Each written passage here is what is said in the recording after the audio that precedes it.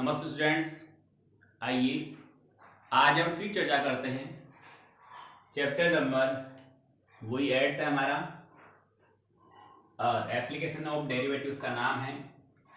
लग रहा होगा हम 3 दिन से एक ही टॉपिक पर चर्चा कर रहे हैं। बहुत ज़रूरी है उस टॉपिक पर इतनी लंबी चर्चा करना ताकि आगे आपको दिक्कत नहीं आए। हमने 8.2 से रिलेटेड सारा बेसिक कॉन्सेप्ट पढ़ा है। किसी को डाउट है तो आप मुझे कॉल कर सकते हैं। मैं आगे ले चलता हूं आपको। अब डायरेक्ट एक्सरसाइज पे चलते हैं।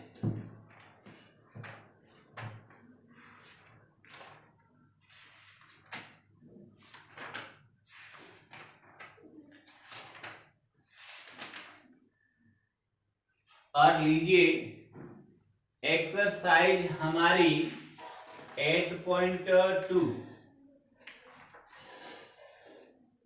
का सवाल संख्या 1, उस पे हम बात करते हैं। एक्सरसाइज में कर रहा हूं, आप एग्जाम्पल ढंग से देखना। बुक होगी, सबके पास है लगभग। किसी के पास बुक नहीं है तो वो मुझे इन्फॉर्म कर दे ताकि मैं उसके पास बुक की फोटो खींचकर पीडीएफ भेज दूंगा तो आपको तकलीफ नहीं होगी। और वैसे आजकल साइट पे मिल जाती है, ऑनलाइन मिल जाती है बुक्स की कॉपी, आपको पेपर में मिल जाएगी। फिर भी नहीं हो तो मेरे को आप कॉल कर देना, मैं आपको सेंड कर दूँ। आइए और कुछ मेन एग्जाम्पल जो आपको 101% सबको देखने हैं उनकी मैं आपको अभी कॉपी अटैच कर दूंगा। पहला सवाल लेता हूं, किताब देखिए कि सिद्ध कीजिए f(x = x स्क्वायर अंतराल 0, प्लस अनंत में वर्धमान है और माइनस अनंत, 0 में राशमान है। सवाल पहला 8.2 का f(x = x स्क्वायर, हमें दो अंतराल दे रखे, एक तो 0 से इनफाइनिट और दूसरा है माइनस इनफाइनिट से 0। हमें कह रहा है कि इसमें तो वर्धमान है, चेक करना है हमें, और इसमें राशमान है, ये हमें इसके गुण चेक करते हैं। आइए कैसे करें। मैं दिए गए फलन का सबसे पहले फर्स्ट डेरिवेटिव पता करूंगा, प्रथम अवकलज पता करूंगा, y 2x। प्रथम अवकलज का मान जब 0 से बड़ा होता है तो वो फलन उस अंतराल में वर्तमान होता है। सीधी सटीक सिंपल बात बताऊंगा, उसको पकड़ना, वही काम लेना, मेरी गारंटी है। उसके अलावा आप चाहे कुछ भी काम मत लेना, कोई भी सवाल गलत नहीं जाएगा। फर्स्ट डेरिवेटिव जिस अंतराल में 0 से बड़ा है वो फलन उस अंतराल में वर्तमान होगा, और फर्स्ट डेरिवेटिव जिस अंतराल में 0 से छोटा है उसमें वो फलन राशमान। मैंने फर्स्ट डेरिवेटिव ले लिया। अब मैं यहां लिखता हूं यदि x belongs to 0, plus infinite है, तो आप भी सोच लो, ये पॉजिटिव है, इसके अंदर सारी वैल्यू पॉजिटिव है, तो मैं रखूंगा तो इसका वैल्यू पॉजिटिव आएगा। पॉजिटिव आएगा मतलब 0 से बड़ा आएगा। 0 तो आएगा ही नहीं क्योंकि 0 को मैं रख ही नहीं रहा। अब आपको फिर से याद दिला दूं, मैंने कहा था अपनी बुक में जो ये आरबीसी की बुक चल रही है उसमें थोड़ी सी मिस्टेक है। ये सब में स्टार्टिंग चली आ रही है। यहां पर निरंतर वर्धमान का जो गुण है वो सामने आएगा, केवल वर्धमान का नहीं आएगा। यानी 0 वर्धमान कब होता है, जब किसी एक उस अंतराल के किसी एक कम से कम एक बिंदु पर, बाकी पर भी हो सकता है, उस अंतराल के कम से कम किसी एक बिंदु पर प्रथम अवकलज का मान 0 हो और बाकी पर 0 से बड़ा हो। आ रही बात समझ में? तो यहां पर 0 नहीं हो रहा है। फलन का मान, ये रहा फलन का मान इस अंतराल में किसी भी बिंदु पर 0 नहीं है। ऐसा अंतराल जिसके कम से कम एक बिंदु पर फलन का मान 0 होता है और बाकी पर 0 से बड़ा होता है, वो वर्तमान होता है। पर 0 किसी पर नहीं हुआ क्योंकि 0 तो रख ही नहीं रहे।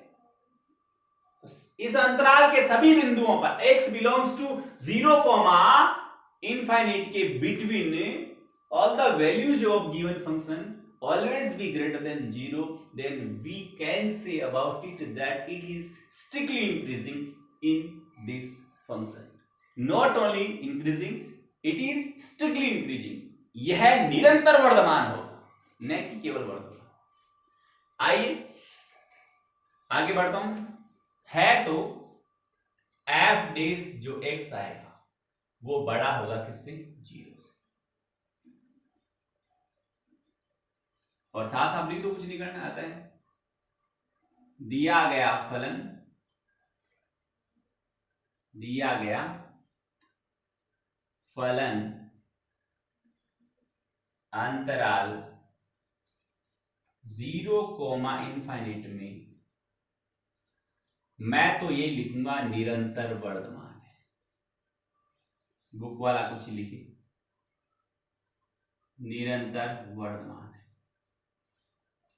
अब दूसरा, ये तो इसका फर्स्ट पार्ट हो गया। बी लिया मैंने, इसको बी नाम दे दिया दूसरे को। यदि x बिलोंग्स टू माइनस अनंत कोमा 0 है तो f डैश x क्या होगा? छोटा होगा, सीधी सी बात है। क्योंकि आप 0 से कम ही रखनी है, सारी संख्या माइनस की रखनी है, माइनस की रखनी है, तो ये माइनस का आएगा। किसका वैल्यू? f डैश का मान। आ रही बात समझ? f डैश का मान क्या आएगा? माइनस का आएगा। तो क्या कहोगे आप कि f डैश छोटा है किससे? 0 से होगा। और आगे लाइन आएगी, अतः दिया गया फलन अंतराल, इस अब बार ये चेंज कर देना यहां से, में निरंतर राशि। यही हमें सिद्ध करने के लिए बोला था। ये हमारा पहला सवाल। यहां तक किसी को दिक्कत है तो बोले।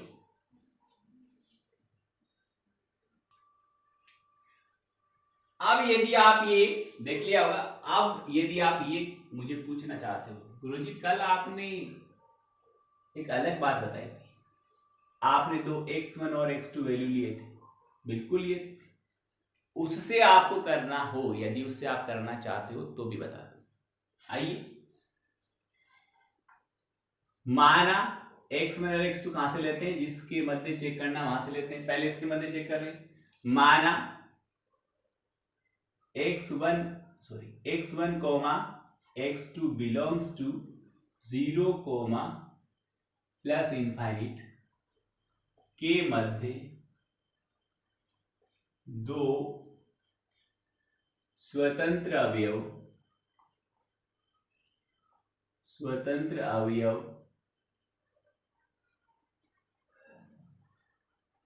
इस प्रकार हैं कि x1 छोटा और x2 बड़ा, और x1 और x2 इससे बिलोंग करते हैं, यानी दोनों पॉजिटिव, ध्यान रखना। आप कहेंगे तो f(x1) इज इक्वल x1 का square and f(x2) is equal x2 का स्क्वायर। अब इतना तो कॉमन सेंस हमारा भी काम करता है कि दोनों पॉजिटिव वैल्यू है, क्योंकि अंतराल पॉजिटिव है। हमने x1 छोटा लिया था, x2 बड़ा लिया था। फंक्शन में क्या हो रहा है? सिर्फ स्क्वायर हो रहा है। तो हम जानते हैं, स्वाभाविक बात है, छोटे का स्क्वायर छोटा। पॉजिटिव नंबर के लिए छोटे का स्क्वायर छोटा और बड़े का स्क्वायर बड़ा। Common sense. आप कहेंगे कि चूंकि ये लिखना है कि हम जानते हैं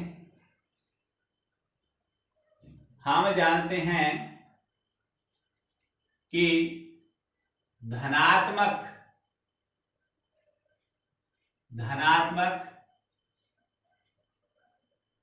संख्याओं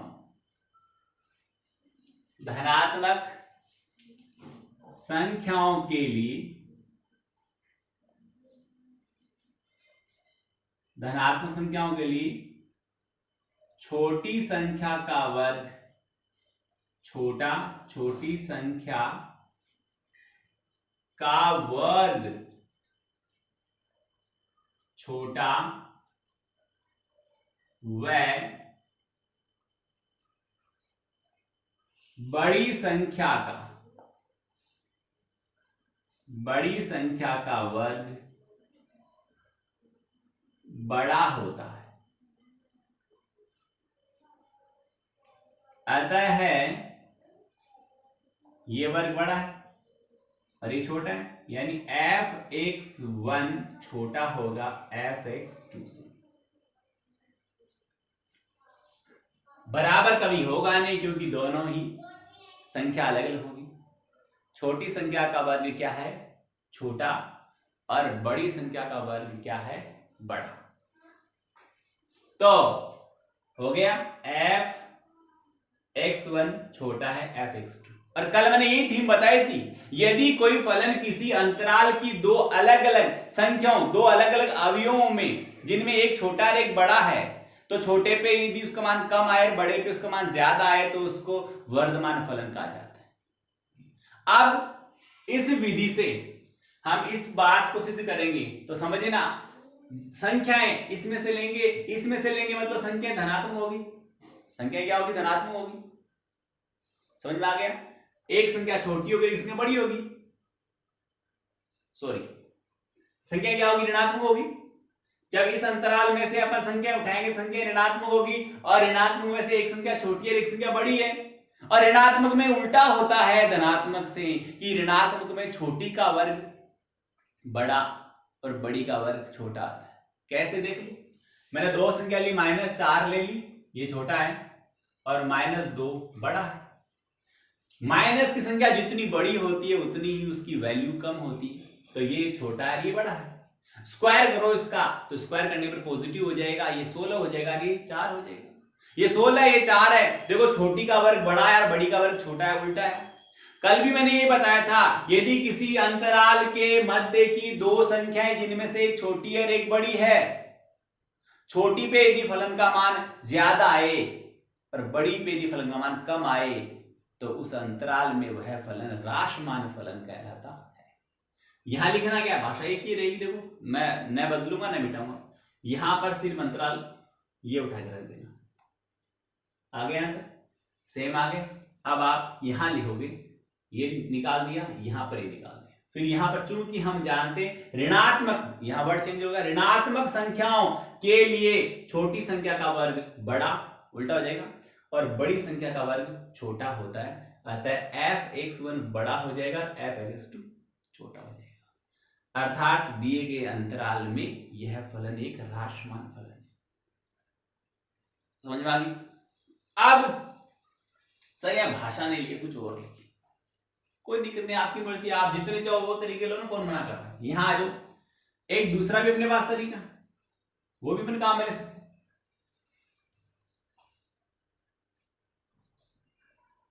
तो आ जाइए, मैं बात कर रहा था। देखो, पहला तरीका मैंने ये बताया, समझ में आ गया। दूसरा ये बताया, तीसरा और बताया क्या है, इसको उठाओ। ये इतनी भाषा तो लिखनी है, वर्तमान के लिए और राशमान दोनों के लिए बता रहा हूं। यानी पहले तो इसी अंतराल के लिए तीसरे प्रकार का तरीका, मेथड हो सके, ये था x1 छोटा था x2, ये हमारे पास था। आगे बात समझ, मैं दोनों पक्षों का वर्ग करूंगा। ये छोटा है बड़ा है, और दोनों धनात्मक है। आप चाहो लिख देना कि चूंकि x1, x2 दोनों पॉजिटिव है, ओके। और इसका मैं स्क्वायर करूंगा, इसका स्क्वायर करूंगा, यहां लिख दूंगा दोनों पक्षों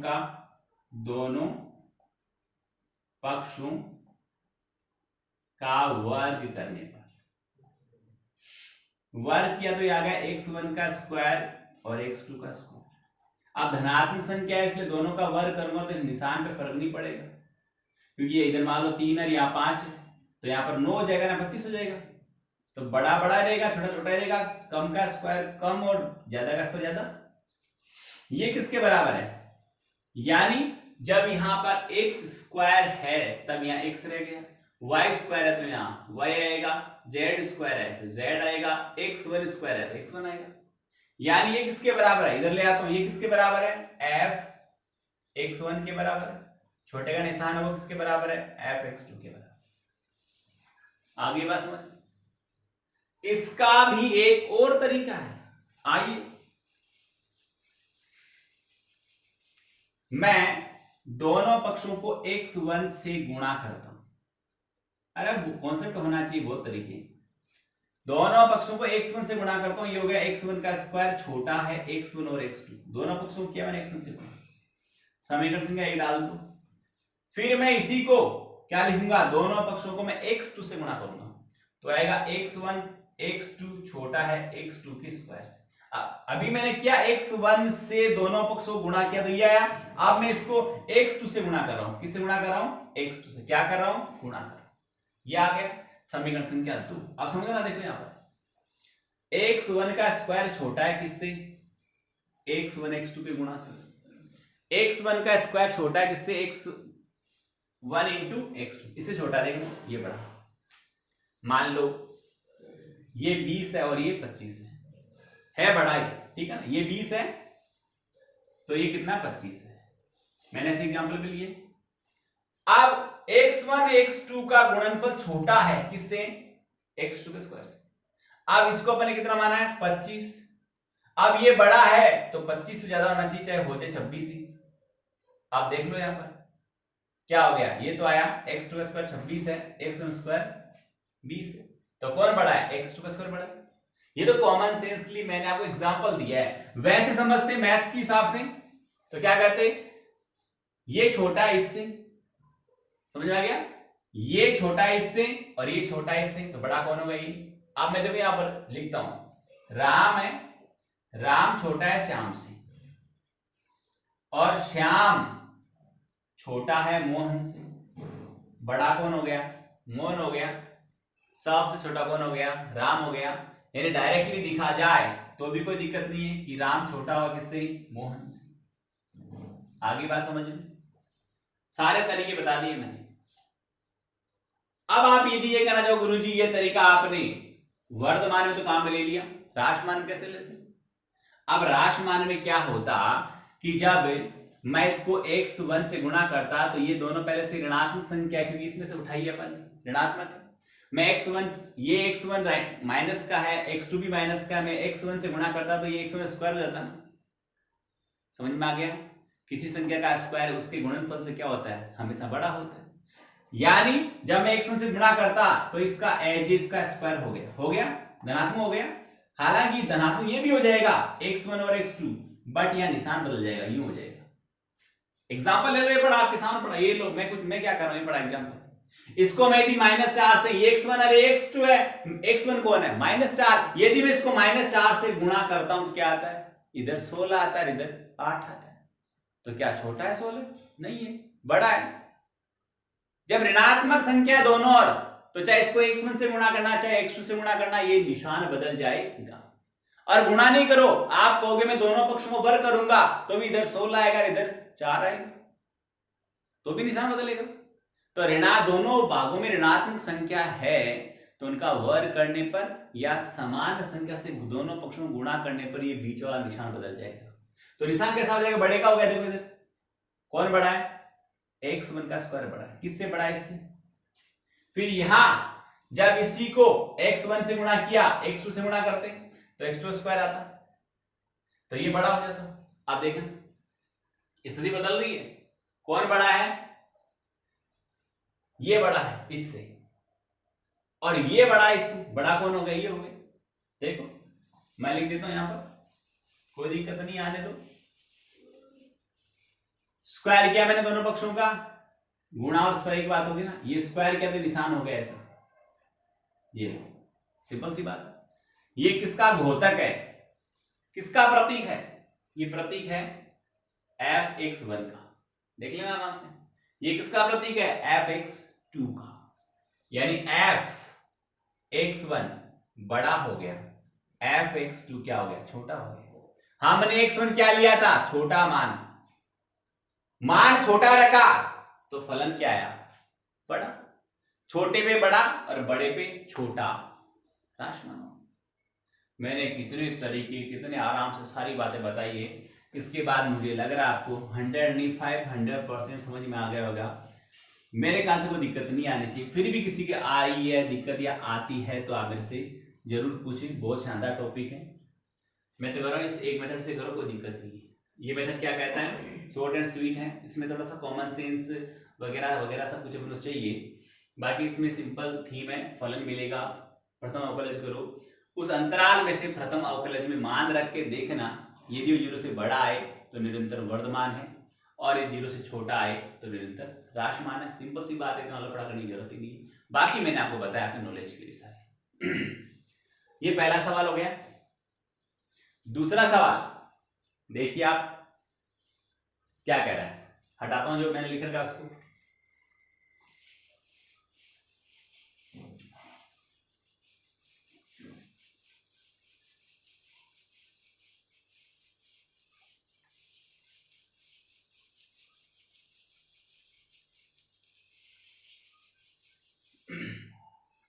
दूसरा सवाल है हमें कि f(x) बराबर है,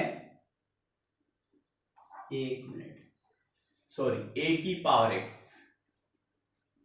और जहां a बड़ा है 0 से और छोटा है 1 से, और x बिलोंग्स टू r हमें गिवन है। वो कह रहा है r में राशमान है, ये हमें चेक करना है, सॉरी डिक्रीजिंग। मैं इसका प्रथम दफा अवकलन करता हूं।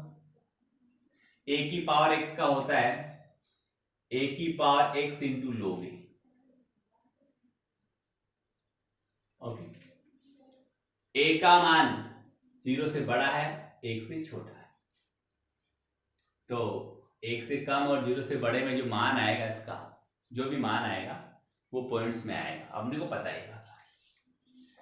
x का वैल्यू यहां पर कुछ भी रखा जाए उसको चेक करो आप। r के लिए बात कर रहे हैं, r के लिए यहां पर माइनस का रखेगा तो वैल्यू आएगी वो, जैसे मान लो मैंने ये रखा, समझना आराम से, a का कुछ भी मान होगा, मैंने x का वैल्यू -2 रखा, ये तो फिक्स है, ये तो फिक्स है कि इसका मान 0 से 1 के बीच में, जो हर x का मान कुछ भी बदलो ये फिक्स रहेगा, तो इसको बड़ा रहने दे, इसको भी छोड़े पर इस f डैश का मान इस 1 से कण बदलेगा। x मैंने -2 लिया, ये गुणा में लोग, ये पढ़ाई है, कोई दिक्कत नहीं। क्या हो गया, 1/a² हो गया ना, आ रही बात। मैंने माइनस की 4 घात ली तो 1/4 हो गई ना, मैंने 100 घात ली माइनस की तो 1/100 हो गई। जब आपको पता है हर बढ़ता है तो संख्या का मान घटता है, सीधी सी बात है। 2 घात में a² था, 4 में 1 की घात 4 थी, 10 में 1 की घात 10 थी, अब 1 की घात 100 हो गई। हर बढ़ रहा है, अंश तो एक ही है ना, हर बढ़ रहा है तो संख्या का मान क्या हो रहा है, कम हो रहा है। आ रही बात समझ में, ठीक है। अब आगे चलिए। नहीं गुरुजी इसका करो, आप ऐसा करो, इसकी पॉजिटिव वैल्यू रखो, वैल्यूज क्या रखो, पॉजिटिव रखो। अब हम क्या कह रहे थे, नहीं सर पॉजिटिव रखो, मैंने 10 पावर रख दी, 1/10 आ गई, फिर मान घटा, यहां 100 रखी फिर मान घटा, 1000 रखी फिर मान घटा। तो सर कैसे, माइनस की रख रहे थे तब भी घट रहा है, प्लस की रख रहे थे तब भी घट रहा है, क्या करोगे। बहुत ध्यान देने की बात है, यहाँ मजे का पॉइंट देखना। यहाँ एक ही वैल्यू क्या है दादा लोगों, 0 और 1 के बीच। 0 और 1 के बीच क्या होता है, 1/4 है, 1/2 है, आधा है, पाव है, पूर्ण है, ये तो होता है ना।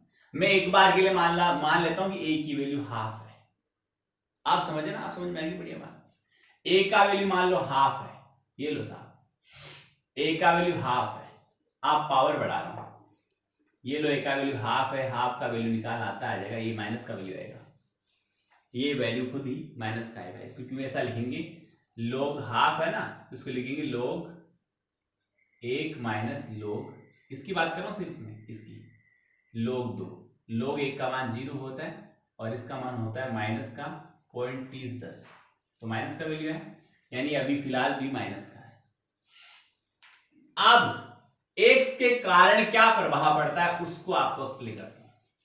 मैंने x का वैल्यू a का वैल्यू क्या लिया अभी, इसको एक बार नहीं लिख रहा हूं मैं, हाफ ही पड़ा है, चाहो तो हाफ लिख दूं, ये लो हाफ लिया मैंने, किसका वैल्यू लिया है, a का वैल्यू। अब पावर चेंज करता हूं, x के कारण परिवर्तन होगा इसमें, उस परिवर्तन के हिसाब से तय करेंगे कि इंक्रीजिंग है डिक्रीजिंग। आइए मैंने यहां पर ली -2, आप समझना, x का वैल्यू -2 लिया, मैं एक माइनस का 2 लेता हूं और एक प्लस का 2 लेता हूं, यानी ये x1 है, छोटा है, ये x2 है, समझ गए होंगे आप आराम से, ये x1 है और ये x2 है। पहले मैंने लिया किस पर, f डेस निकाल रहा हूं -2 पर, समझ रहे हो क्या है, ये आएगा 1 के बट्टे में आते प्लस की होगी वैल्यू, समझ लो भाई, क्योंकि आधार परिवर्तन करने पर घातों का निशान बदल जाया करता है, गुणा में log 2 तो log 1/2 ही रहेगा। अब ये क्या बन गया, 1/4 बन गया, यानी ये बट्टे में बटा रहा था, कहां चला गया ऊपर, यानी कितना है 4 log 1/2। सुनना भाई, 4 log 1/2, ये फिक्स है, a को फिक्स रखा मैंने यहां पर, पढ़ाई आ रही बात समझ में नहीं आ रही, आप देखिए ये क्या हो गया, वैल्यू क्या रखी आपने, माइनस की छोटी रखी, मान आए, आप देखना प्लस वाले रखता हूं, f डेस 2 रखा, x का वैल्यू क्या हो गया यहां पर 1/2 की पावर 2 इंटू log हाफ पड़ा है, ये क्या है, ये हो गया 1/4, ये तो कम हो गया ना, हाँ जी ना जी, बड़ी जब मैंने वैल्यू रखी, जब मैं क्या कर रहा हूं, बड़ी वैल्यू रख रहा हूं तो मान क्या आ रहा है, कम आ रहा है, छोटी वैल्यू रख रहा हूं तो मान क्या आ रहा है, ज्यादा आ रहा है। जब छोटी पे कम और ज्यादा पे ज्यादा आए, कम पे कम और ज्यादा पे ज्यादा आए तो वर्धमान होता है, पर उल्टा हो गया, कम पे ज्यादा आ रहा है और ज्यादा पे कम आ रहा है तो क्या हो गया, राशमान हो। आई बात समझ में, नहीं गुरुजी वो x1 x2 से भी बताओ, ये अवकलज वाली बात थोड़ी सी कम समझ में, कोई बात नहीं, जो आपको अच्छा लगता है वहां ले चलता हूं मैं। अभी भी पिछले सवाल में 4 तरह के बताए थे, 5 पढ़ो ना, कोई दिक्कत नहीं है, आ जाओ, अवकलन नहीं करें कोई बात नहीं, मत करो रे भाई, वही लाइन लिख देंगे कि माना x1 by x2 belongs to R, दो स्वतंत्र अवयव इस प्रकार हैं कि x1 छोटा और x2 बड़ा, कि यहीं लेता हूं नीचे, x1 छोटा और x2 बड़ा, आ जाओ, जब इसको फलन में रखेंगे तो क्या आएगा, a की पावर x1,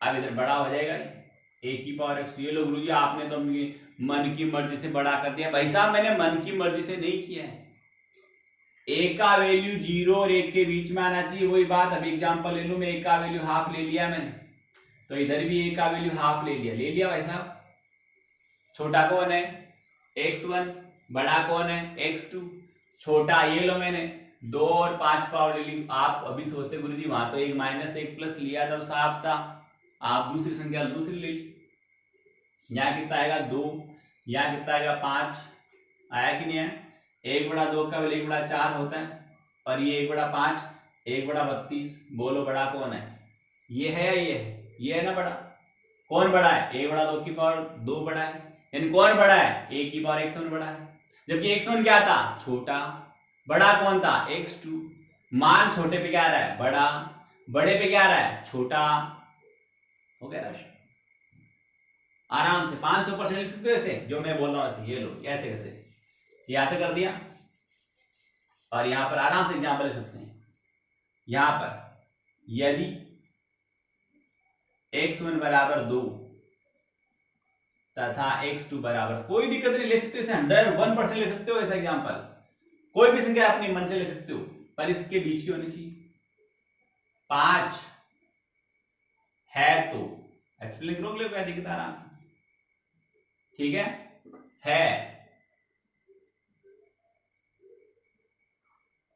तो इस a को रख रहा हूं मैं भी, a की पावर 2 बड़ा होगा a की पावर 5। अब a भी आपके लिए तो अनजान है, तो आप यहां छोटा कोस लगाओ ना, कि माना a बराबर 1/2 है, कौन मना कर रहा है, ले सकते हो आप एग्जाम्पल, कोई दिक्कत नहीं। तो 1/2 की घात 2 बड़ा होगा 1/2 की घात 5। इसका रिजल्ट आया 1/4, ये बड़ा है 1/32 से। ओके, यहां लिख देना अर्थात 100, कोई पावर नंबर नहीं कटेगा, आराम से यूं करना, टेंशन की बात नहीं है। x1 बड़ा है किससे, x2 से। आता है वही लाइन जो मैं लिखी थी, दिया गया फलन x बिलोंग्स टू R में निरंतर क्या है बोलो, राशमान है। निरंतर क्या है बोलो, राशमान है।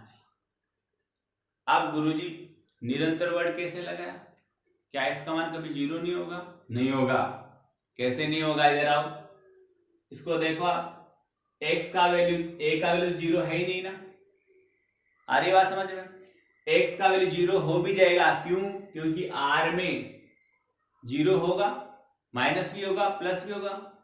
अब माइनस प्लस में तो भी आपको करके बता ही दिया 0 नहीं हो रहा, पर आपको साहब x का मान 0 हो जाएगा, तो a का मान तो 0 नहीं है ना। किसी संख्या की मान पावर 0 का मान कितना होता है, 1 होता है, तो कभी 0 होगा नहीं ना इसका मान, इस फलन का मान कभी भी 0 नहीं होगा, 0 से क्या रहेगा, बड़ा ही रहेगा।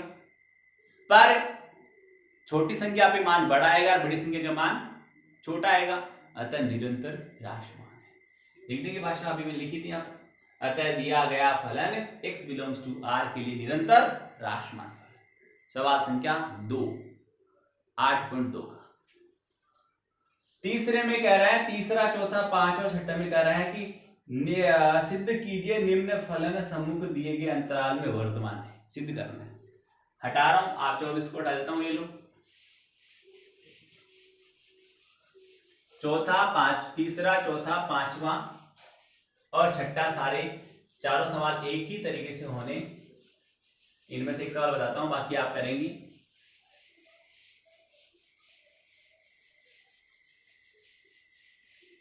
आइए, एक सवाल पहला उठा लिया, मजा आ गया, तीसरा उठा लेता हूं।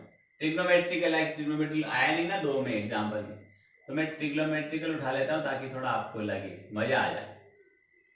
log sin x शायद बिल्कुल ही ये, और x बिलोंग्स टू 0,π/2 है, 0,π/2, ओके बिल्कुल सही लिया है। आइए पहली दफा अवकलन करो, अवकलन वाला मेथड ऑथेंटिक, सारे ऑथेंटिक है, सब में नंबर, कोई किसी में पावर नहीं कटेगा, पर इजी रहेगा थोड़ा सा, और ऑथेंटिक भी है, सारे ऑथेंटिक है पर वो भी ऑथेंटिक है और इजी रहेगा, इसलिए उसको मैं ज्यादा प्रीफर करता हूं। बाकी आप कहो उस तरीके से बता देंगे।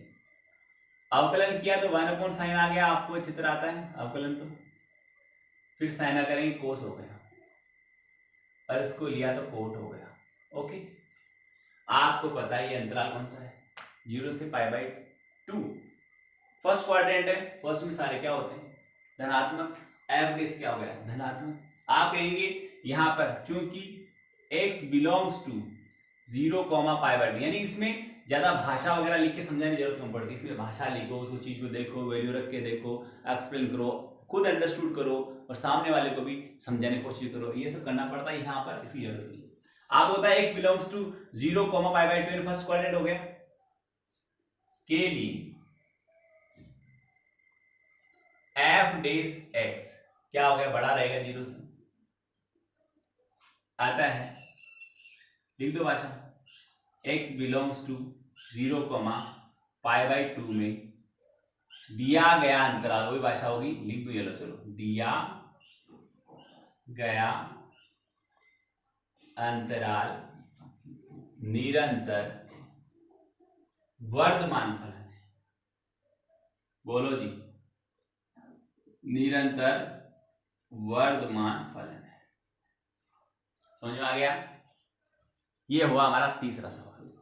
इसी प्रकार स्टूडेंट चौथा, पांचवा, छठा करना है आपको। सातवां अंतराल याद करना, आठवां अंतराल याद करना, नौवां, दसवां, आगे वाले सारे अंतराल याद करने हैं 14 तक।